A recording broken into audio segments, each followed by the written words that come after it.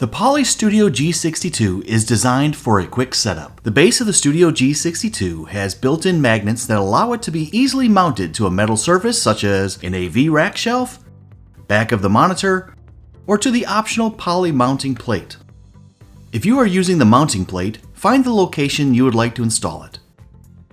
Once identified, peel the tape from the back of the panel of the mount. This temporary hold will allow you to take the time to properly secure the plate to the wall. Once the mounting plate is secured, you are now able to mount your Poly Studio G62. If you are using the optional PoE Plus adapter, it can be mounted on the metal mounting plate using the built-in magnets. You are now able to connect your required cables. You will find a cable loop adapter that can be used for convenient cable management. The setup from here may vary slightly depending upon what types of monitors, controllers, cameras, and microphones you are using with the Studio G62. There are videos on the installation and setup for the TC10 controller as well as different cameras.